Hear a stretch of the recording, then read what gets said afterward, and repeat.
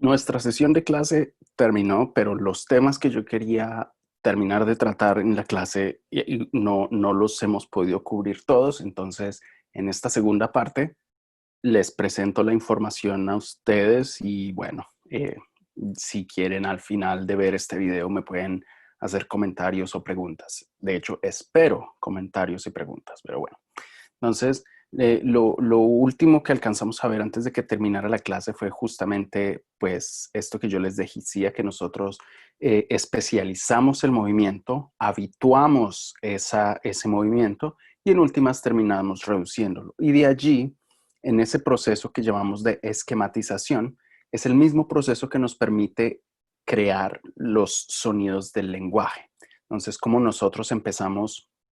Bueno, les decía, ¿no? Así como ocurre con estos símbolos escritos, igual funciona con los sonidos del lenguaje. Entonces, por ejemplo, yo puedo empezar con la palabra que después se va especializando cada vez más. Oso, oso, oso, oso,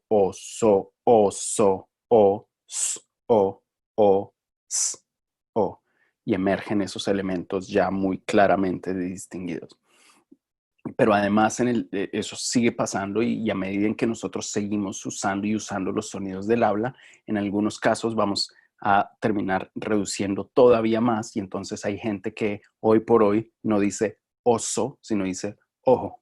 ¿Mm? Un ojo vino y era un ojo muy grande. Dice ojo. ¿Sí? Entonces eso que en algún momento era s, terminó reducido por la habituación y el uso. Ok, entonces eso queda ya un poco más claro. Entonces, lo que quiero que también tengan presente es que fíjense cómo eh, el- los sonidos y cómo usamos el cuerpo y cómo lo usamos específicamente con una precisión en la producción y la percepción resulta en la producción de esquemas y estructuras. Entonces, igual que lo que ocurre con los tres tipos de significado que vimos antes, estos tres componentes de los mecanismos de expresión también están siempre presentes. Siempre hay un cuerpo, siempre hay una situación específica en la que ese cuerpo está actuando y siempre hay unas estructuras que emergen y que se mantienen para poder llevar a cabo la comunicación y todas ocurren más o menos al mismo tiempo. Ok. Sobre la base teórica de lo que yo les quería decir es básicamente esto, la diferencia entre el pensamiento platónico y aristotélico del que ya ustedes leyeron en una lectura, pero que me gustaría hacer unas claridades aquí rápidamente. Y es que para los que no saben, Platón tenía una manera de explicar su entendimiento de la realidad y una manera en la que él logró explicar eso fue a través de la alegoría de la caverna, que es, la pueden buscar ustedes por allá en internet en algún momento, pero básicamente de lo que se trata es que Platón decía que nosotros, nuestra interacción en el mundo, nosotros realmente únicamente tenemos acceso a una especie como de sombras. Entonces, eh, en esta imagen ustedes pueden ver aquí a unas personas sentadas y que están viendo las proyecciones de unas sombras en una pared. Esas sombras están detrás de un muro y hay una luz que se proyecta sobre esos objetos y que crea la sombra proyectada en el muro. Entonces, según Platón, nosotros estamos aquí constantemente viendo esas sombras. Nosotros no estamos viendo la realidad a su plenitud. Estamos viendo unas formas deformadas de la realidad. Y él decía entonces que una persona que intenta desafiar realmente lo que es la realidad, primero que todo se da cuenta que lo que está observando en el mundo no es exactamente lo que es, sino que se empieza a preguntar y va a buscar la salida de aquí de la caverna y va a lograr la mejor lucidez cuando sale de la caverna. ¿Esto qué tiene que ver con fonética y fonología, por Dios? Pues todo. ¿Por qué? Porque una de las ideas principales del fundamento platónico del lenguaje es que en la lectura, ya ustedes lo vieron, es que las abstracciones, las ideas abstractas, son preexistentes a la realidad. Y en el mito de la caverna, en esta idea de la caverna, justamente lo que está diciendo Platón es que lo que está por fuera de la caverna son las ideas abstractas y lo que está dentro de la caverna es el mundo físico tal como lo experimentamos nosotros. ¿Mm? Entonces él lo que dice es que las formas lingüísticas están fuera de la caverna, las ideas lingüísticas están fuera de la cabeza y nosotros simplemente tenemos acceso a ellas como si fueran unas sombras deformadas. Y ustedes dirán, ah, pero eso suena un poquito como medio extraño, ¿no? ¿Quién cree cosas como esas? Bueno, pues les cuento que hay un movimiento fuerte, de hecho ha sido fundacional en muchos aspectos de la lingüística moderna, que emergió con un señor que ustedes probablemente conocen, que se llama, um, ay, se me olvidó, Noam Chomsky. Noam Chomsky fue un lingüista, es un lingüista revolucionario, porque por allá en la época de finales de los 50, el tipo en un momento de brillantez dijo justamente eso, que los sonidos, no solamente los sonidos, las unidades lingüísticas de cualquier nivel son básicamente abstracciones que de las que nosotros nos servimos para crear sonidos del lenguaje en lengua actual y hablada. Y él lo que decía es justamente eso, que es las estructuras, todo eso viene antes de los hechos. Um, y bueno, esa es la posición básicamente, pues, de Saussure también, aunque no tanto, pero principalmente la de Chomsky. Y bueno, y les digo, Chomsky es un personaje muy, muy importante en la lingüística moderna. Tanto así que yo me atrevería a decir que aproximadamente 75 u 80% de las universidades en los Estados Unidos se adhieren a este tipo de pensamiento, a un pensamiento chomskiano platónico. Eh, las escuelas europeas de lingüística ven el fenómeno lingüístico más bien por el otro lado, y muy recientemente algunas escuelas de lingüística aquí dentro de los Estados Unidos se interesan por el otro lado, que no es la versión chomskiana ni platónica, sino la versión aristotélica.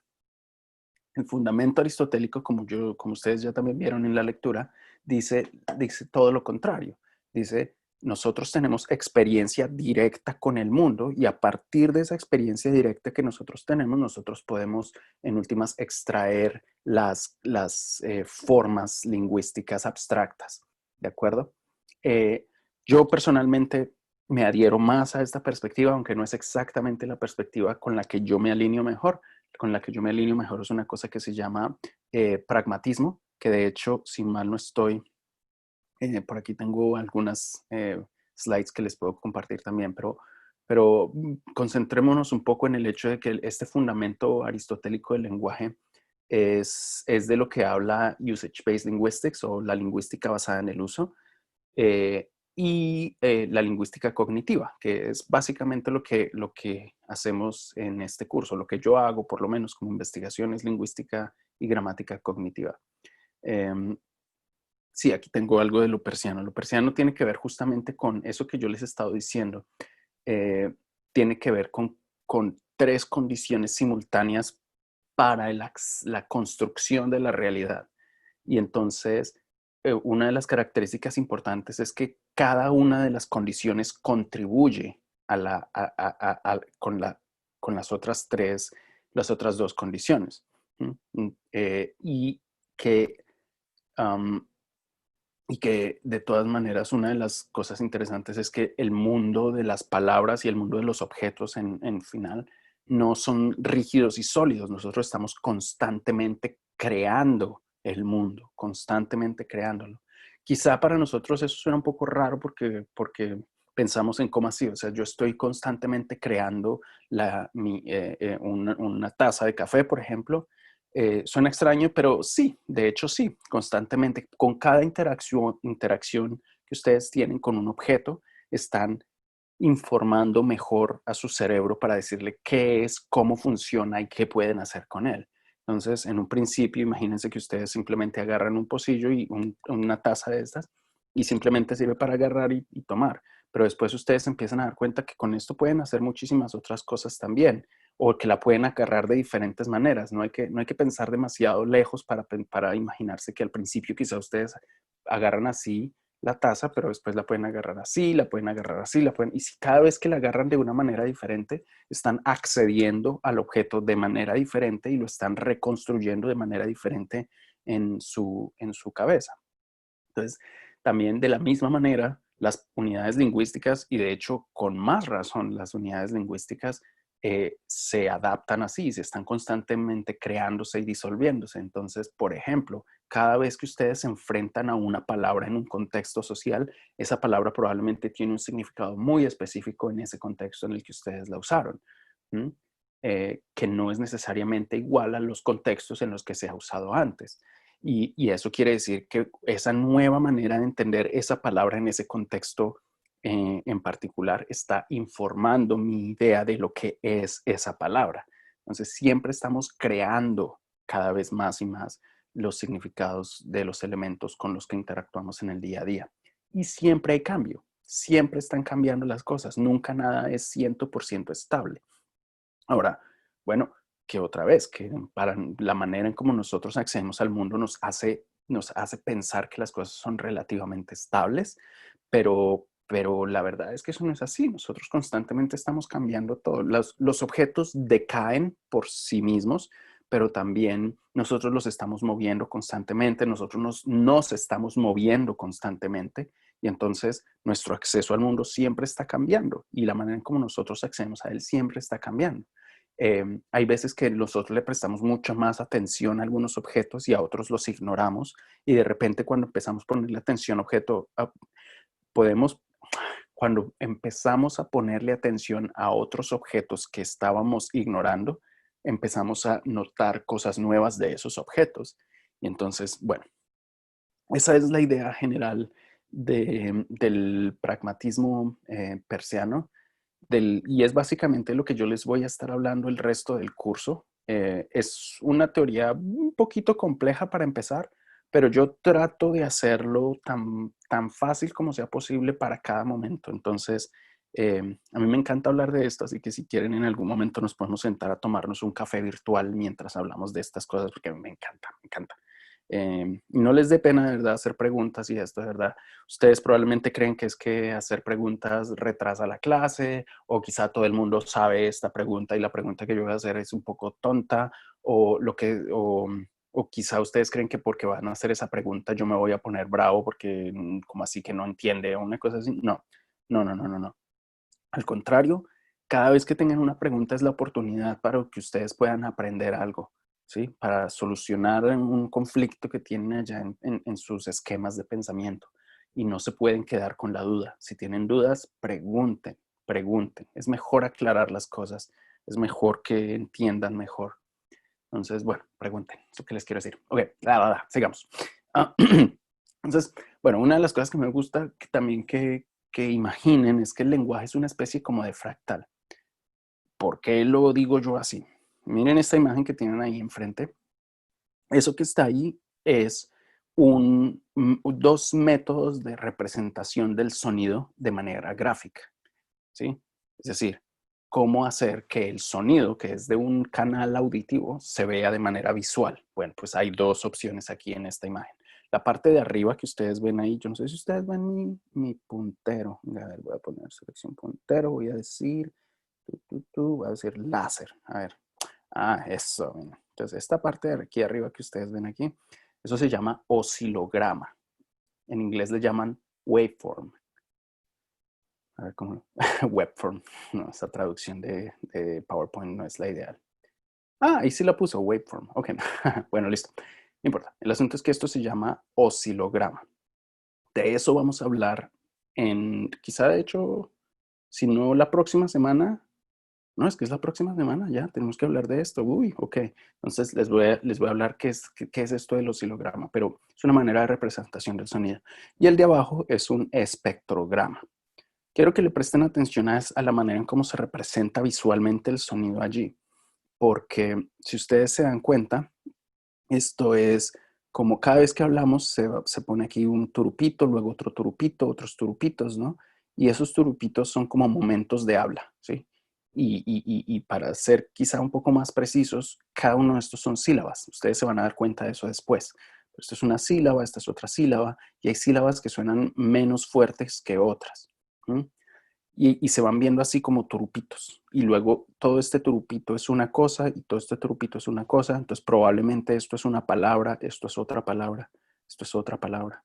¿Sí? Y luego todo esto hace parte de toda una frase. Entonces toda esta frase se ve así. Entonces, si nosotros tratamos de esquematizar esto y lo representamos de una manera quizá más simplificada, se vería algo más o menos así. ¿Mm? Donde se ven las unidades más pequeñas acá, luego las unidades más grandes acá y las más grandes arriba. Y en últimas, eso, si ustedes lo comparan con un fractal, es que aquí está, es que miren el fractal, es que si ustedes, a ver si esto me hace zoom, no me deja hacer zoom, pero bueno, um, lo que ustedes ven aquí son, por ejemplo, piquitos chiquitos que hacen parte de picos un poco más grandes y estos más hacen parte de unos picos todavía más grandes y estos picos hacen parte de todavía unos más grandes y otros más grandes y así sucesivamente, de manera fractal. ¿Mm? El lenguaje es como eso, es una cosa así. A medida que ustedes hacen más y más zoom, ustedes ven mucho más detalle de las cosas pequeñitas, pero a esas cosas pequeñitas hacen parte de algo más grande. Entonces ustedes tienen que hacer zoom out, zoom out, zoom out para ver cómo estas partecitas chiquitas aparecen en el contexto general. Entonces, bueno, eh, para darles una idea desde ya, las partecitas, las más chiquititas de todas, son lo que nosotros conocemos como consonantes y vocales, y a medida que se va aumentando el nivel de zoom, nosotros vamos viendo no solamente las consonantes, sino después las sílabas, después las palabras y así sucesivamente.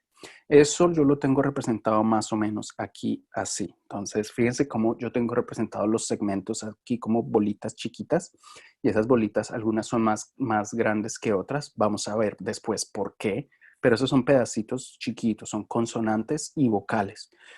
Cuando se agrupan esas consonantes y vocales, tenemos sílabas. Y cuando se agrupan esas sílabas, tenemos palabras. Y cuando se agrupan esas palabras, tenemos eh, eh, construcciones sintácticas como las construcciones nominales y adjetivales de las que yo les hablo en un video anterior. Y bueno, etcétera. Y podemos seguir haciendo zoom in y zoom out. Y una cosa que quiero que vean desde ya es como aquí hay un pico, al nivel de los segmentos hay un pico, pero al nivel de las sílabas hay otro pico, y al nivel de la palabra hay otro pico, y al nivel de la clase léxica hay otro pico, y así siempre hay un pico. Entonces, quédense pensando en eso porque eso va a ser trascendental en nuestra clase de aquí en adelante. Y yo les voy a mostrar esto en alguna otra oportunidad también, así que bueno, listo. Uy, ahí sigue saliendo, bueno, listo. Chicos, cuando terminamos la clase a mí se me olvidó decirles que bueno, es que nos faltó bastante. Yo quería contarles cuál es el ámbito de acción de la fonética y cuál es el ámbito de acción de la fonología. Entonces, por eso estoy haciendo esta segunda parte del video. Entonces, venga, les muestro de qué es lo que se encarga la fonética exactamente. Como yo les decía, la fonética se encarga principalmente de el componente corporal, el fundamento corporal de la producción y comprensión de sonidos del habla. Y entonces aquí tenemos en esta tabla más o menos expresadas cuáles son los componentes de producción de sonidos de habla y de recepción. Los de comprensión, ustedes ven, hay más que los de percepción, que los de recepción, pero bueno, eso es más un problema de la cantidad de información disponible y de la que conocemos que realmente lo que la realidad es. La realidad es más compleja que esta tabla, es lo que les quiero decir. Pero bueno, igual, toca empezar por algún lado, am I right? Entonces, la producción. La producción se divide en tres ramas principales. La, la dimensión fisiológica, es decir, otra vez el cuerpo, la dimensión física que tiene que ver con pues justamente el ambiente físico en el que nos desenvolvemos, y en particular en las lenguas orales, la producción de la dimensión fisiológica tiene que ver con una cosa que se llama fonética articulatoria, que es de eso de lo que vamos a hablar la próxima semana.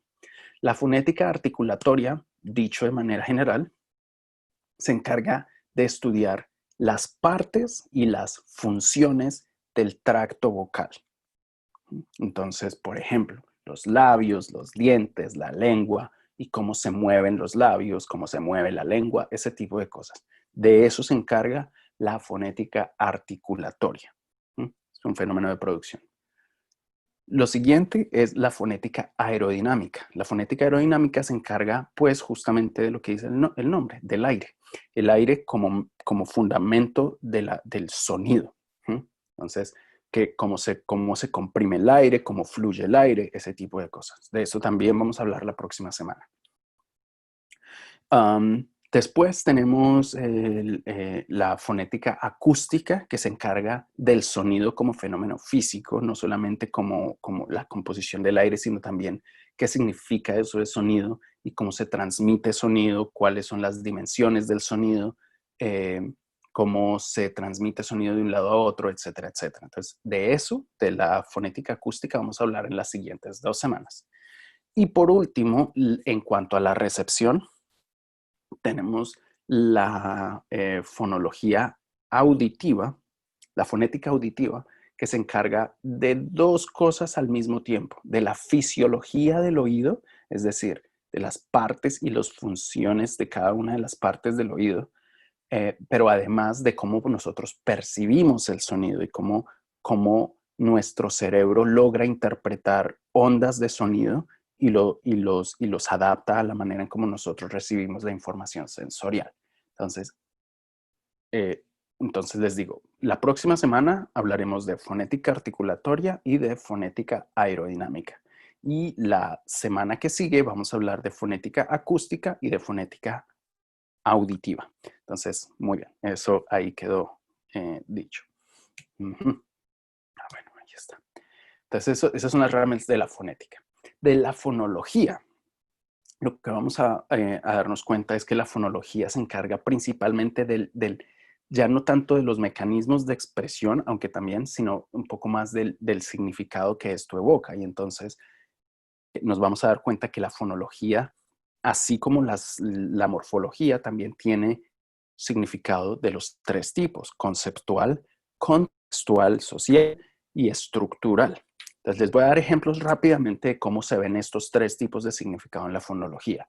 Con esta información es probable que ustedes puedan tomar una mejor decisión para la tarea que les dejé, para que me digan cuáles son esos fenómenos de la producción de los sonidos del español que les parece interesante. Entonces vamos a empezar por el significado conceptual. Yo ya les he hablado de esto antes, entonces no debería ser tan novedoso, pero el significado conceptual tiene que ver eso, con los conceptos, ¿no? Con la información sensorial, funcional y pragmática que obtenemos del mundo. Y entonces eso en fonología emerge como diferentes maneras de expresión. Y entonces una de ellas son los ideófonos. Los ideófonos son, a ver, bueno, empecemos por las onomatopeyas. Ustedes saben qué son las onomatopeyas, muy probablemente. Un ejemplo de onomatopeyas, por ejemplo, guau, guau, para referirse al sonido que hace un perro. Hombre, es que piensen, o es que un perro no hace literalmente guau, guau, ¿sí? Guau, guau es una expresión lingüística del español para representar el sonido de un perro. En inglés, ¿cómo sería? Woof, woof, bark, bark. Oh, no. Bueno, uh, pero esas son representaciones en el lenguaje de sonidos del mundo. Los efectos sonoros son algo parecido, ¿no? Digamos, como cuando decimos, pasó un carro rapidísimo. ¡Yum! ¡Yum! Ese sonido que hicimos es un efecto sonoro. Y un ideófono es un sonido del lenguaje, de la lengua, en este caso del español, un sonido de la lengua que representa una idea que no es necesariamente un sonido. Entonces, por ejemplo, yo voy a dar muchos ejemplos de esto después, más adelante, pero por ejemplo, el hecho de que nosotros hagamos algo como es un pajarito pequeñito y subimos la frecuencia fundamental, hacemos para hablar de algo que es chiquito, pero decimos cosas como era un problema enorme, ¿sí? Y bajamos la voz así, decimos enorme, para dar la idea de grande o pequeño. Entonces, ¿cómo usamos sonidos para representar ideas que no son necesariamente sonoras? Esos son los ideófonos. las interjecciones y ejemplos de semántica verbal, nominal y adjetival, yo creo que tengo una por acá. Venga, a ver. Sí, aquí tengo una. Aunque bueno, miremos. Ah, bueno, les voy a decir a ustedes, yo no sé si están familiarizados con la idea de lo que es el aspecto. Para los que no estén, que probablemente son la gran mayoría de ustedes, el aspecto es una característica de los eventos y tiene que ver con la estructura interna temporal de los eventos, cuándo inicia, cuándo termina y cómo se desarrolla un evento. Entonces, por ejemplo, cuando yo les digo, por ejemplo, voy a usar tomar agua, ¿sí? Tomar agua de lata, no importa. Bueno, entonces yo digo, evento, tomar agua, empieza quizá aquí cuando yo empiezo a mover la lata de agua hacia mí, ¿sí? Luego se va desarrollando mientras yo tomo el agua, no lo voy a hacer ahorita porque no puedo hablar y tomar agua al mismo tiempo, y voy tomando agua y luego en el momento en que retiro la lata de mi boca y termino de tomar el agua, ahí termina el evento. Entonces tiene un inicio, un desarrollo, un final. ¿Sí? Pero hay eventos que no son así, hay eventos que ocurren muchísimo más rápido. Por ejemplo, parpadear. Es que parpadear es un momentito y ya, más. ¿Sí? Y hay eventos que pueden durar muchísimo más tiempo, como por ejemplo construir una casa. Es que construir una casa empieza un día y puede terminar muchísimas semanas después, ¿cierto? Y bueno, esa es más o menos la idea de lo que es el aspecto. Ok, ¿por qué les estoy hablando de esto? Porque eso del aspecto es un concepto, les digo, es un concepto temporal, ¿sí? De cómo se desarrollan los eventos. Y ese concepto, esos conceptos pueden estar expresados en los sonidos del lenguaje. Entonces, el ejemplo que yo les tengo aquí, cuando en el habla cotidiana las personas usan la fuerza de la intensidad de la voz para demarcar los límites de inicio o de final de los eventos. Cuando se marca el inicio de los eventos, se le conoce como aspecto inceptivo. Es el que aparece y que dice inceptive, eso es, aspecto inceptivo, el inicio de un evento. Y este ejemplo que tengo aquí es una persona hablando normalmente de cómo los colombianos al iniciar su día se toman un café. Y entonces la manera en cómo esta persona lo dice, que bueno, no lo tengo aquí el video, pero les puedo hacer yo el ejemplo, dice así: no hay colombiano que no empiece su día sin el ritual de hacer el café. Entonces fíjense cómo la palabra empiece tiene muchísima intensidad y está hablando justamente del inicio del evento.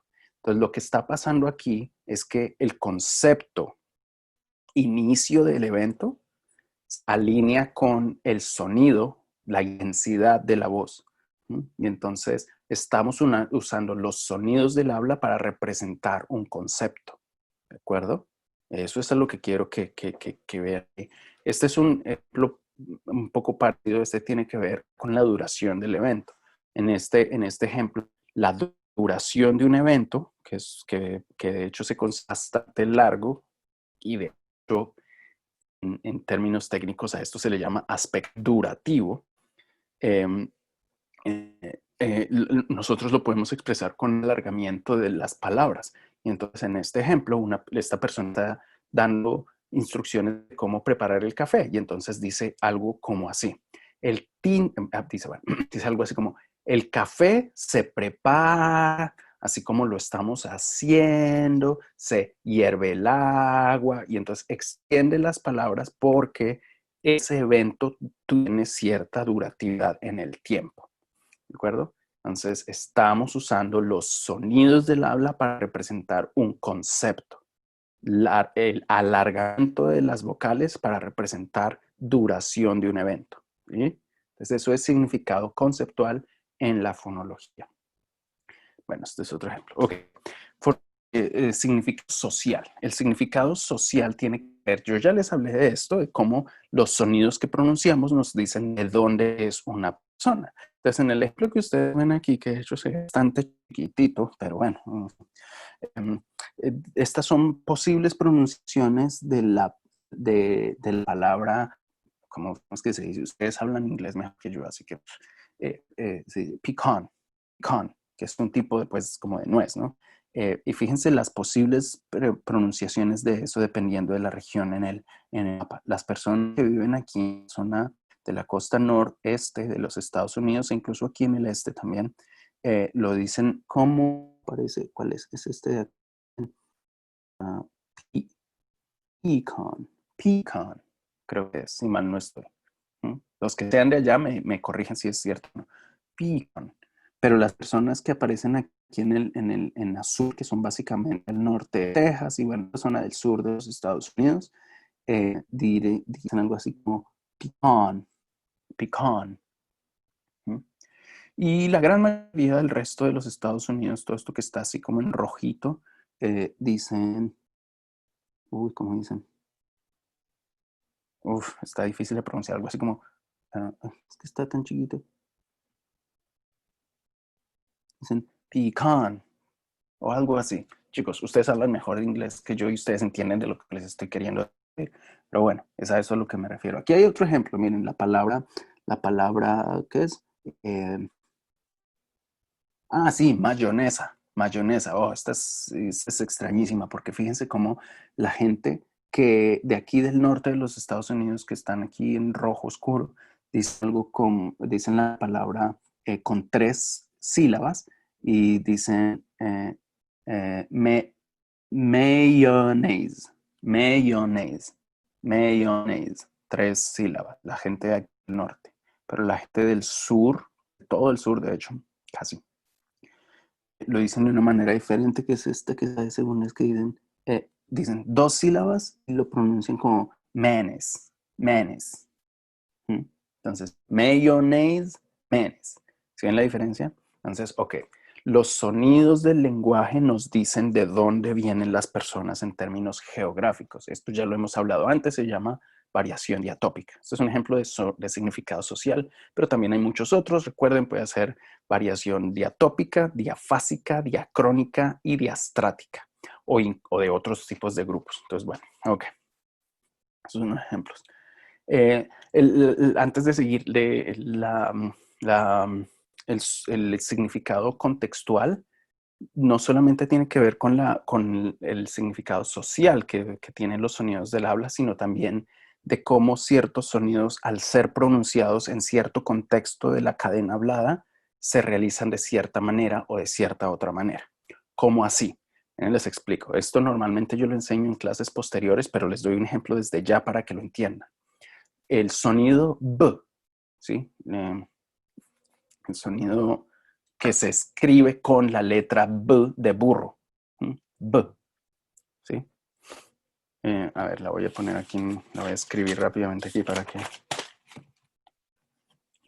el sonido que se representa con esa letra. B, ¿sí? De burro. ¿Cómo está? Eso. Bueno, ese sonido B, cuando se pronuncia al principio de la palabra, se realiza así, con los 2 labios cerrados. B. Pero cuando se realiza en la mitad entre 2 vocales, normalmente se realiza así, sin tocar los labios. Y entonces tenemos palabras como, a ver, esa letra mía tan horrible. Esto. Bebé, bebé, bebé, bebé. Entonces, sí, entonces el significado contextual quiere decir en qué posición ocurrió un sonido.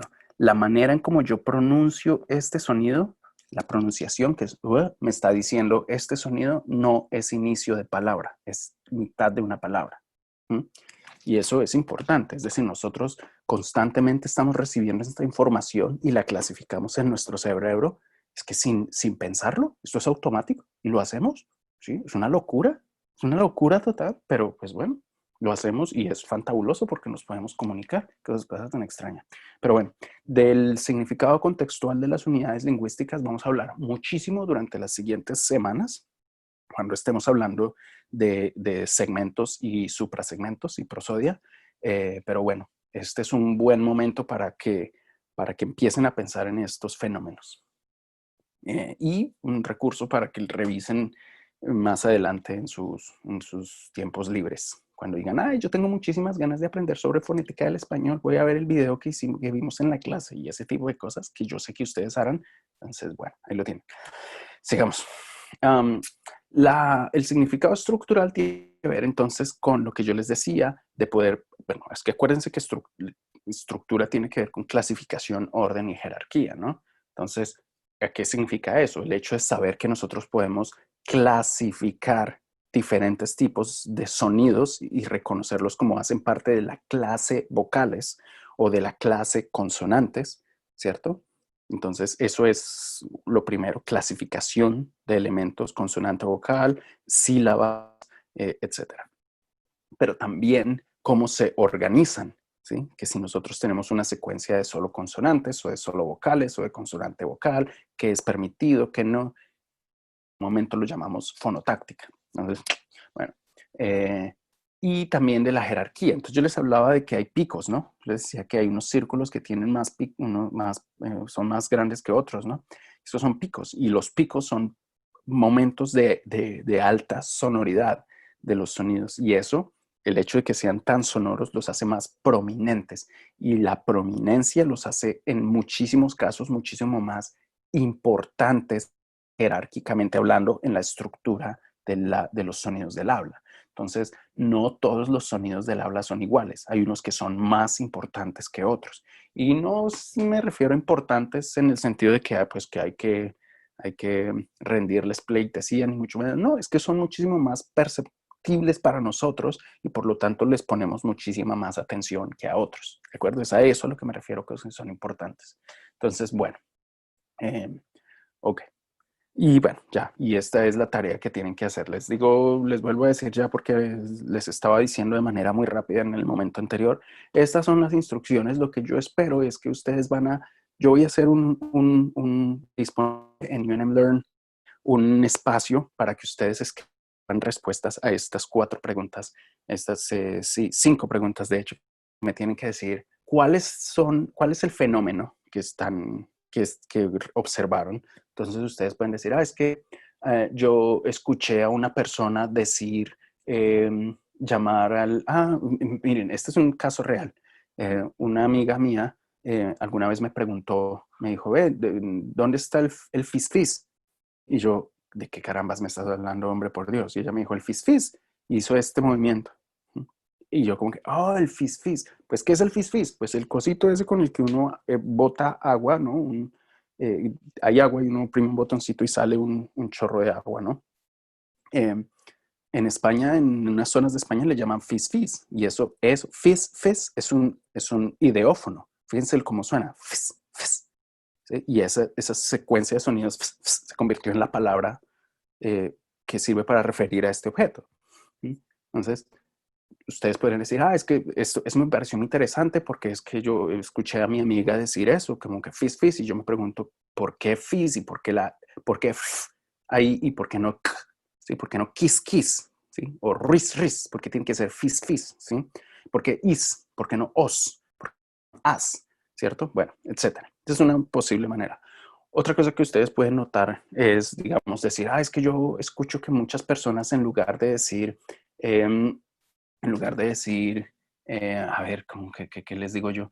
Sí, bueno, voy a decir una tontada ahí, por ejemplo, pero digamos que algunas personas dicen fuete y otros dicen, perdón, ¿qué? No, sí, perdón, fuerte, fuerte, eso es como, ¿sí? Entonces, fuerte, pero hay otras personas que dicen fuerte, fuerte, fuerte. ¿Se lo escuchan? Fuerte y fuerte. Y yo me pregunto por qué, o sea, ¿por qué un sonido tan diferente y dos sonidos bastante diferentes, por qué se usan como si fueran mismo en la palabra? ¿Mm? Y una cosa que yo les quiero recordar a estas alturas, recuerden que nosotros como estudiosos del lenguaje no nos interesa hacer juicios de valor de que si alguien está hablando bien o está hablando mal. Eso no es lo que nos interesa y de hecho no lo vamos a hacer en esta clase. Nosotros nos interesa ver cómo es una muy científica de las cosas, cómo es posible que el mundo exista de la manera que existe y qué es lo que hace que el mundo exista así. Entonces, no, yo no quiero que me digan, es que la gente no sabe cómo pronunciar esa palabra o lo que sea. No, la gente lo pronuncia como lo pronuncia. Simplemente, ¿qué es lo que les llama a usted la atención empíricamente este fenómeno? Bueno, listo. Y ya, entonces, bueno, y cualquier otro ejemplo que ustedes puedan dar. Y me tienen que decir, hagan lo mejor posible para decir si ustedes creen que eso es un significado conceptual, social o estructural. Me dicen por qué, ¿no? O sea, yo creo que es conceptual porque como está tratando de representar una idea a través de ciertos sonidos, es la idea de fizz, de botar aire, agua, se asocia con un sonido como porque es como de spray, entonces se juntan. Entonces yo creo que eso es conceptual. Es una manera de verlo, no sé. Pero denme una explicación, por lo menos, ¿sí? Hagan el mejor intento. Yo sé que ustedes apenas están aprendiendo esto. Quizás les parece un poco extraño hacerlo, pero inténtenlo, inténtenlo. Miren, ¿saben que una cosa con esto de las clases que estamos haciendo así? Esto a mí me suena como una especie como cuando ustedes empiezan a tomar clases, digamos, de qué, digamos, como de pilates o de yoga, una cosa.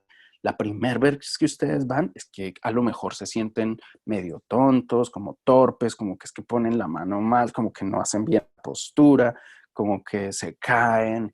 Y sí, se sienten un poco torpes a ratos, pero a medida que ustedes siguen asistiendo a las clases de yoga, empiezan a entender y empiezan a decir como que, claro, es que esta posición se hace así, yo estaba poniendo la mano acá y la idea es ponerla aquí a este otro lado, ¿sí? Y van practicando, haciendo cada vez mejores y van entendiendo por qué se hace un movimiento después del otro, ese tipo de cosas. Entonces, igual en esta clase, si ustedes por alguna razón se sienten un poco como atorados, como que se sienten medio torpes al principio, está bien, that's fine, no pasa nada. Pues estamos apenas aprendiendo y justamente la idea es que con el paso del tiempo ustedes se pongan mejores, pero necesito que practiquen y para que practiquen también necesito que hagan preguntas. Pregunten, ¿listo? ¿Qué? Bueno, voy hasta ahí, chicos, y nos vemos nosotros en la siguiente oportunidad. Hasta luego.